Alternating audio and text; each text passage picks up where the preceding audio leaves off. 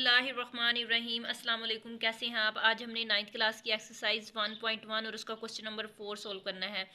तो हमारे पास जो न्यू 9th का सिलेबस स्टार्ट हुआ है उसकी एक्सरसाइज 1.1 का क्वेश्चन नंबर हम 4 सोल्व कर रहे हैं। तो उसके बाद क्वेश्चन नंबर 4 के अंदर कह रहे हैं name the property used in the following. हमने क्या करना है कि हमारे पास जितनी भी क्वेश्चन नंबर 4 के अंदर जितने भी पार्ट्स दिए गए हैं उसकी उन प्रॉपर्टीज़ के हमने नेम बताने हैं कि इन प्रॉपर्टीज़ के अंदर कौन कौन सा मेथड यूज़ हुआ है या इसके अंदर कौन सी प्रॉपर्टीज़ है उसके हमने नेम बताने हैं। तो यहाँ पर हमारे पास है a+4+b, यानी हमारे पास इसके अंदर इक्वल है, यहाँ पर इक्वल है और इस साइड पे हमारे पास 3 वैल्यूज़ हैं और इस साइड पे भी हमारे पास 3 वैल्यूज़ हैं। एक हमारे पास है a, 4 और b, इधर भी हमारे पास a, 4 और b।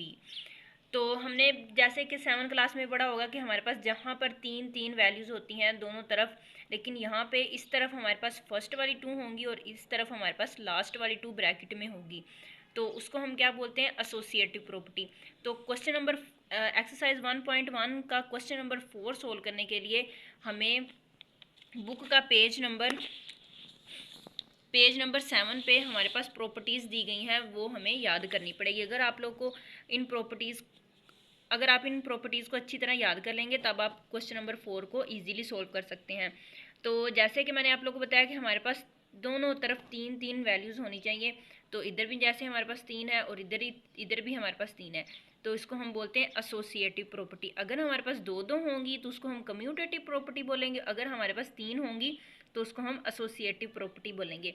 यहाँ पर ए बी सी, लेकिन यहाँ पे एक तरफ हमने फर्स्ट वाली 2 को ब्रैकेट में रखना होता है और दूसरी तरफ हमने लास्ट वाली 2 को ब्रैकेट में रखना होता है। इधर हमारे पास फर्स्ट वाली 2 ब्रैकेट में और इधर हमारे पास लास्ट वाली 2 ब्रैकेट में है। तो जब देखें यहाँ पर उन्होंने सोल्व करके बताया, एग्जाम्पल यहाँ पे बताई हुई कि अगर हम इसको सोल्व करेंगे तो आंसर जो हमारे पास है दोनों सेम ही आएंगे। तो अब यहाँ पर हमारे पास जो हमने पार्ट नंबर 1 के अंदर सोल्व किया है वो हमारे पास आया एसोसिएटिव। दोनों के अंदर 3 है वैल्यूज़ हैं, तो उसको हम बोलेंगे एसोसिएटिव प्रॉपर्टी। तो यहाँ पर अब साइन इसमें कौन सा यूज़ हुआ है? प्लस का। इधर भी प्लस है हमारे पास, इधर भी प्लस है और इधर भी। तो फिर विद रिस्पेक्ट टू आ जाएगा एडिशन, यानी ये एडिटिव प्रॉपर्टी है तो एसोसिएटिव की है, लेकिन इसमें एडिशन यूज़ हुआ है यानी ऐड का साइन यूज़ हुआ है। तो अब हम लिखेंगे एसोसिएटिव प्रॉपर्टी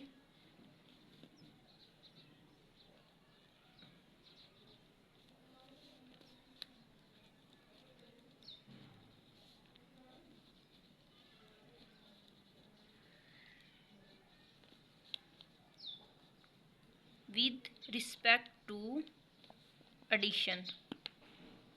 क्योंकि इसके अंदर ऐड का साइन यूज़ हुआ है इसलिए हम इसको एडिटिव प्रॉपर्टी बोलेंगे, यानी एडिशन का साइन यहाँ पे आया तो इसलिए हमें with respect to addition. Next हम सोल्व करते हैं। तो यहाँ पर जैसे कि मैंने आप लोगों को बताया कि हमारे पास अगर दोनों तरफ 2 वैल्यूज़ यूज़ की होंगी, दोनों तरफ 2 आएंगी। देखें यहाँ पर √2 है और यहाँ पर √3 है, तो इस तरफ √3 और इस √2, तो दोनों हमारे पास हैं सेम ही, लेकिन उनको हमने चेंज किया हुआ है। लेकिन यहाँ पर देखें, यहाँ पर हमारे पास √2 है फर्स्ट पे और इधर उन्होंने लास्ट पे कर दिया है। तो अगर हमारे पास दोनों तरफ 2 वैल्यूज़ आ जाती हैं तो हम उसको बोलेंगे कम्यूटेटिव प्रॉपर्टी। तो यहाँ पर अब आ जाएगा कम्यूटेटिव प्रॉपर्टी।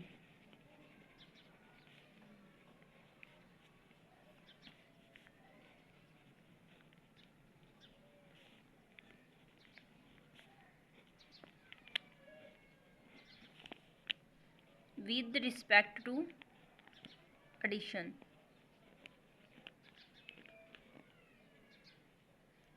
क्योंकि इसमें भी हमारे पास ऐड का साइन यूज़ हुआ है तो इसलिए हम बोलेंगे commutative property with respect to addition. उसके बाद यहाँ पर हमारे पास है part number 3, x minus x equal है 0। तो इसमें हमारे पास ये प्रॉपर्टी यूज़ हुई है, इसको हम देख लेते हैं यहाँ पर। तो यहाँ पर हमारे पास क्या है, जैसे हमारे पास है -a और +a, तो आंसर इक्वल इसके आएगा 0 के। यानी इसमें हमने क्या उन्होंने किया हुआ है कि हमारे पास हमने a लिया प्लस का, तो अब इसका इन्वर्स लिया, तो इन्वर्स इसका क्या आ जाएगा हमारे पास -a। तो आप लोगों ने क्वेश्चन में किया होगा कि अगर हमारे पास एक वैल्यू प्लस में और एक माइनस में हो तो वो कैंसिल हो जाती। तो ये हमारे पास प्लस में थी और ये माइनस में थी, कैंसिल होगी। इसकी जगह पर हमारे पास जो आंसर आता है वो इक्वल होता है 0 के। तो यहाँ पर भी यही सिचुएशन है कि हमारे पास एक एक्स प्लस का है और एक माइनस का, यानी एक्स उसके बाद एक्स का इन्वर्स लिया हुआ है, तो इन्वर्स जब हम लेते हैं वो माइनस में रकम आ जाती है। तो ये माइनस एक्स आ गया, इक्वल है 0 के। तो अब हम इसको बोलेंगे इन्वर्स।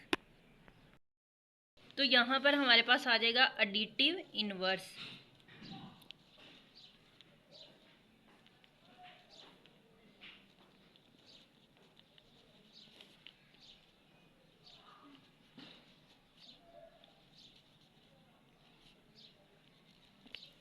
उसके बाद पार्ट नंबर 4 हम सोल्व करते हैं। तो इसमें हमारे पास है a मल्टीप्लाई यानी into B plus C equal है a multiply B plus a multiply C. तो इसको भी सेम उन्होंने ऐसे किया हो कि अगर हम a को b के साथ मल्टीप्लाई करवा दें तो वो a b, और a को c के साथ मल्टीप्लाई किया तो इधर आ गया a c। दरमियान में यहाँ पर प्लस है तो इधर भी प्लस, ये प्लस ही आ गया। तो इसमें हमारे पास एक तो मल्टीप्लिकेशन यूज़ हुई है और दूसरा हमारे पास ऐड का साइन है, यानी एडिशन ऐड भी हो रहा है और इसमें मल्टीप्लिकेशन भी यूज़ हो रहा है। तो फिर अगर हमारे पास दो तरह के साइन, यानी दो तरह के साइन इसमें यूज़ हों तो फिर हम उसको बोलते हैं डिस्ट्रीब्यूटिव प्रॉपर्टी। लेफ्ट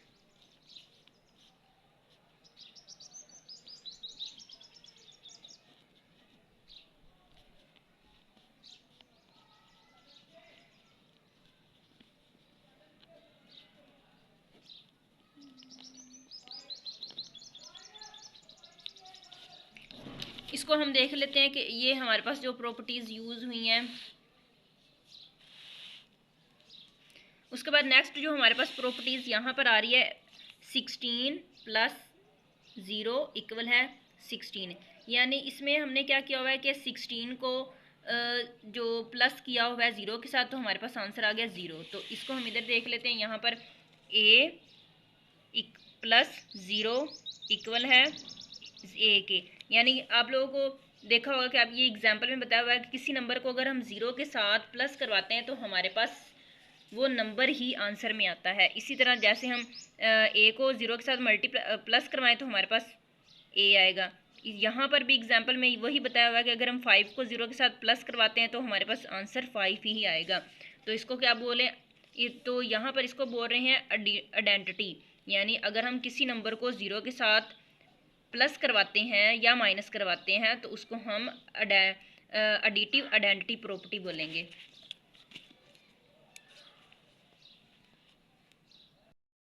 तो अब हम यहाँ पर लिख देते हैं एडिटिव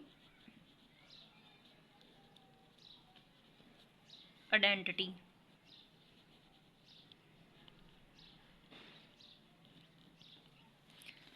उसके बाद यहाँ पर हमारे पास है 100 मल्टीप्लाई 1 इक्वल है 100, यानी किसी भी नंबर को 1 के साथ अगर हम मल्टीप्लाई करें तो आंसर में हमारे पास वही नंबर आएगा।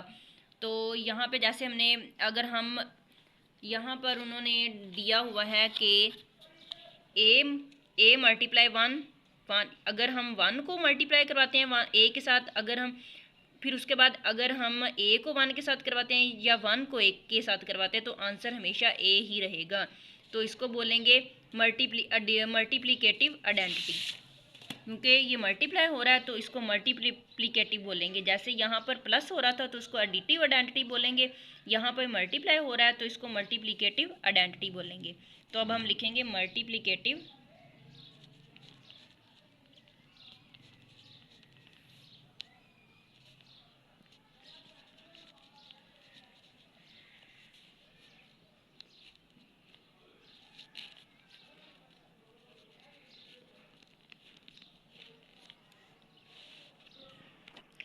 उसके बाद पार्ट नंबर हमारे पास 7 है 4 मल्टीप्लाई, यहाँ पे है हमारे पास 4 मल्टीप्लाई इंटू 5 मल्टीप्लाई 8 इक्वल है 4 मल्टीप्लाई 5 मल्टीप्लाई 8।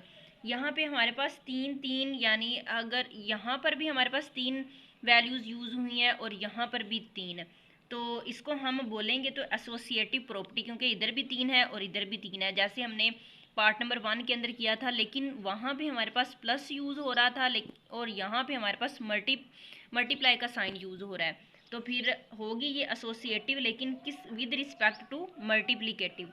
तो अब हम यहाँ पे लिखेंगे एसोसिएटिव प्रॉपर्टी।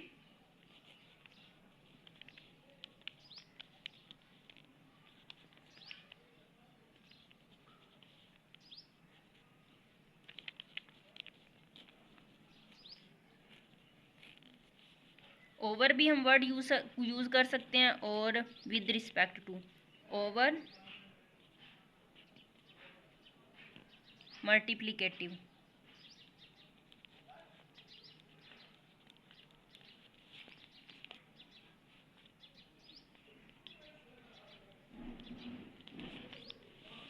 उसके बाद लास्ट वाला हमारे पास है, इसमें हमने क्या किया कि अगर हम ए मल्टीप्लाई बी इक्वल है बी मल्टीप्लाई ए, दोनों तरफ हमारे पास दोनों तरफ मल्टीप्लाई हो रहे हैं, तो यहाँ पे भी ये हमारे पास सेकंड पार्ट की तरह है कि दोनों, वहाँ पे हमारे पास दोनों सेम थी, दो ही नंबर थे और उनके दरमियान प्लस का साइन था, लेकिन यहाँ पर है तो दो, लेकिन इनके दरमियान में मल्टीप्लाई का साइन है, तो फिर होगा ये कम्यूटेटिव प्रॉपर्टी, लेकिन इसमें हमारे पास साइन मल्टीप्लाई का यूज़ हो रहा है, तो फिर अंडर मल्टीप्लिकेशन, तो यहाँ पे आ जाएगा कम्यूटेटिव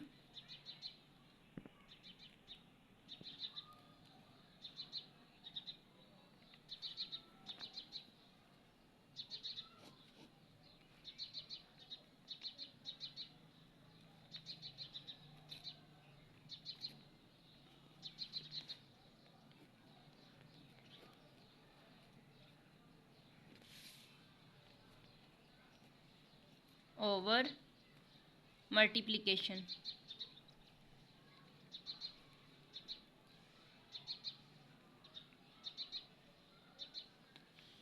तो हमारा क्वेश्चन नंबर 4 कंप्लीट हुआ। आई होप आप लोगों को क्वेश्चन की समझ आ गई होगी। Please subscribe to my channel. Thank you so much. अल्लाह हाफिज़।